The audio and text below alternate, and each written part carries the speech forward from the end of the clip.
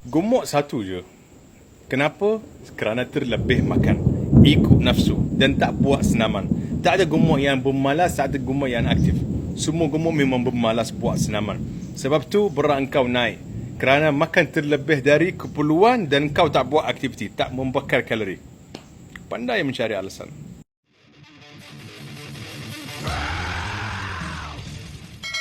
Kau memang seorang gemuk yang rare, sebab fikiran kau memang luar dari fitrah.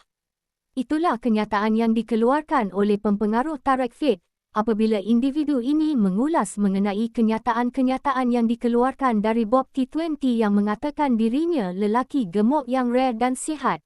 Dan aku tahu aku sihat. Orang je nampak aku tak sihat. Terusi video yang dimuat naik di akaun TikTok miliknya itu, Tarek Fit menolak mentah-mentah segala kenyataan Bob T20 berkenaan dan menegaskan semua orang gemuk malas untuk membuat senaman yang menyebabkan berat mereka naik, ditambah pula tidak menjaga pemakanan yang hanya mengikut nafsu. Dengarkan penjelasan TikTokers itu di sini. Faham tak? Dia tak jumpa orang gemuk macam aku. Sebab orang gemuk macam aku ni rare. Betul bro, I agree with you. Engkau seorang gemuk yang rare sebab fikiran kau memang luar dari fitrah.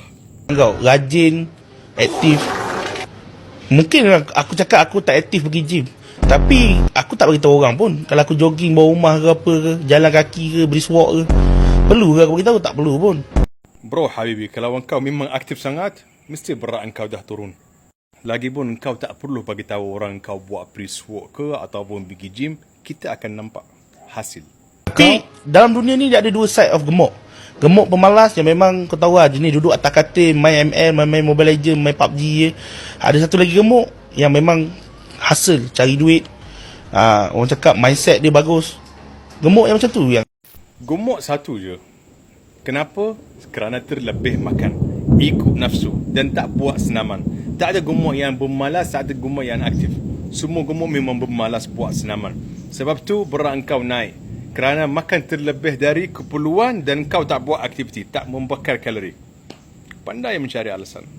Bro Habibi, jika mindset engkau bagus, confirm engkau akan utamakan Allah Subhanahu Wa Taala dan utamakan kesihatan, bukan utamakan duit. So aku nasihatkan kepada Bob T20, nombor 1, utamakan Allah Subhanahu Wa Taala, jangan utamakan duit. Nombor 2, jangan menormalisasikan tubuh badan yang tidak sihat. Jika kau tak mampu usaha, cakaplah, mengakulah. Tapi tak perlulah menormalisasikan badan yang tidak sihat. Salah tetap salah bro. Nombor 3, jangan menormalisasikan budaya girlfriend. Haram. Jika isteri kau pun haram. Kerana kau menormalisasikan aurat. Macam mana kau kaya, raya, banyak kosong dalam akaun kau, jika kau jauh dari Allah Subhanahu Wa Taala, engkau miskin. Macam mana engkau kaya, jika engkau tak sihat, engkau pun miskin. Tak salah kita menjadi kaya, tak salah kita mencari rezeki, tapi halalun tayyibun. Dan tolong bro, jangan menormalisasikan rezeki haram. Forex, trading, online adalah haram. Rezeki haram mudah dapat, tapi cepat terbang. Kerana haram, tak ada barakah. Allah tak terima benda ni. ramai yang cakap forex haram. Sebenarnya diorang terik tak? Diorang terik. Cuma silent lah, diam. Ini aku cakap based on aku jumpa klien aku jumpa kawan-kawan aku. Ramai je yang acak-acak lah, forex haram lah, forex ni tak boleh pakai lah.